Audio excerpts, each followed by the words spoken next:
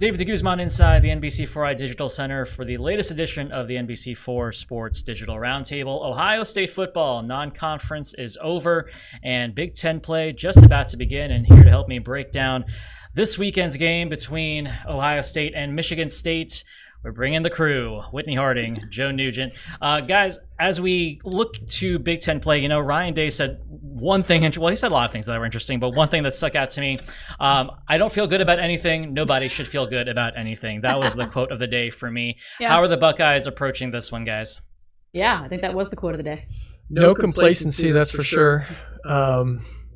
It's interesting because Jim Knowles also spoke a little bit afterward, and he talked about how he was generally happy with the defense to this point. Of course, there were spots in the Marshall game that he's not so happy with, but that's kind of the philosophy you have to have, right? Yeah. Ohio State's trying to win the national championship, right? I love what Jim Knowles. He was asked, I think, by Tony Gerdeman, one of our local writers, about why there was no defensive player of the game. Yeah, and he said, "Well, got to be honest.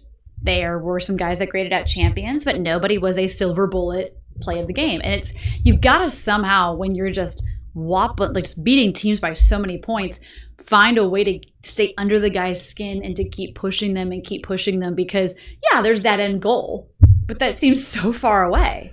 So you've got to do these little things for sure. And, the other thing is, in so many ways, everything right now is leading up to the Michigan game. Yeah. And we've already seen Michigan play two legitimate opponents in Texas and Southern Cal. Michigan this past weekend looked like the Michigan team a little bit of last year with the style, at least, of that game. So Ohio State's played three teams, from the Sun Belt and the MAC. So the Buckeyes have they're going to get their opportunities to play these big games, but they haven't shown it yet on the field. They haven't had to play a game at that level just yet. Yeah, I'm pretty sure 95% of teams would kill for the defense that Ohio State has, but I think it's funny that on Ohio State's worst day so far, they're still blowing out teams. But yeah, Michigan State's going to be a little bit different, and something interesting about this offense, Will Howard hasn't played a Big Ten game yet. This is the same Will Howard that led Kansas State to a Big 12 title a couple of years ago. What do you think is going to be different about this offense? Because I feel like this is an offense that's still evolving. It's been mainly headlined by the two running backs, but Will Howard said he wants to be able to do more, throw the ball deeper. Yeah, I think it's good that it's headlined by two running backs. That's something they haven't done in the last few years when they've come up just short. So that's good. And Will was asked about this today, throwing the deep ball. I think that if they can take the top off a little bit, and get some guys downfield, it opens up so many things. I think that's going to be kind of the next step for this offense. He also talked about how he hasn't really shown what he could do on the ground just yet. That's true. This season. I agree. And, you think about it, you're getting into these conference games where running the ball probably is a little bit more of the game plan. So we might see a little more of Will in this game on the ground. And if we do, it'll be something that he will really enjoy because he's looking forward to it. Well, you think back to the Michigan game last year. It was those 3rd and shorts, 4th and shorts, those kinds of plays that were so frustrating. It's like, why can't they get just 2 yards, 1 yard like that? That is where I think having him especially, of course, Quinshawn could do it. Travion could do it. But when you've got the third guy who's big and strong, who could potentially just get behind a lineman and push for those extra yards, that's huge. Of course, he can also get out and has some speed as well. Yeah, we've seen him break them off from 70 yards plus. We have. Before we go, let's talk about Michigan State a little bit. Whitney, you brought up a really great question earlier that was from a story that the AP had published earlier this week.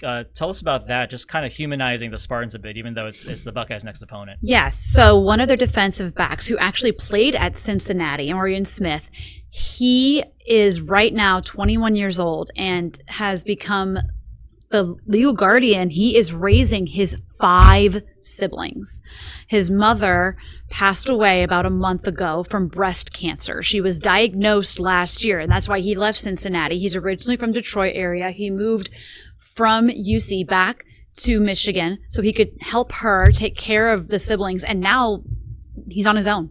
And it's truly, you've posted it to our website on NBC4i.com, and it's truly just this incredible story of perseverance and trying to just do so many different things. And yes, humanizing. I mean, these are athletes. We watch them do incredible things. They're people too. And he's not the only one who has dependents out there playing Division I athletics. There are so many that we don't even hear about or talk about. It's not even a statistic the NCAA looks into.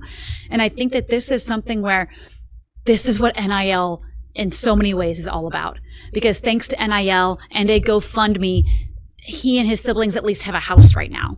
And from what the AP article said, there's not much in it, Right. but they have a roof. And it's just so incredible that he is able to do classes, training, and practice and games, because he's also got some surgically repaired shoulders that he's having to, keep healthy.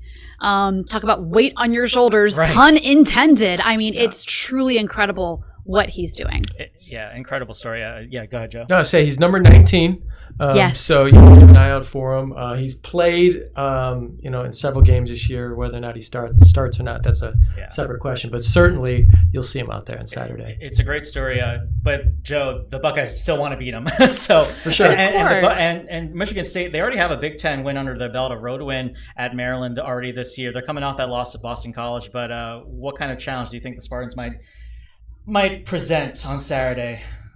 Well, I mean, hey, they're going to be at home at night. I mean, that's going to be cool. I think that'll definitely help Michigan State. Don't forget 30 minutes later kickoff. And we originally, the 30 minutes makes a difference. On Peacock. You think we'll move it again before the game starts? Or is this it? Oh, my gosh. Okay. Sorry to interrupt. No, you're good. So listen, it's been impressive what they've been able to do so far this season compared to where they were last year, right? Goodness, Jonathan Smith has done a great job coming in from Oregon State. Not only are you talking about a new coaching staff, but they also have a ton of new transfers. So I mean, it feels like a full rebuild in a way, and they're off to a pretty good start. Definitely could have won the game Saturday at BC. I mean, the Eagles scored a late touchdown to win that game, and Michigan State had the ball near midfield, and they were moving before they ultimately threw a pick in the final seconds. Right. Well, we're looking forward to seeing what unfolds on Saturday night, 7:30 kickoff on Peacock. If you're watching this on here, you know how to use Peacock at this point. And, of course, we'll have all the post-game coverage after Big Ten football on NBC4. For Joe Nugent and Whitney Harding, I'm David DeGuzman, and we will see you next time.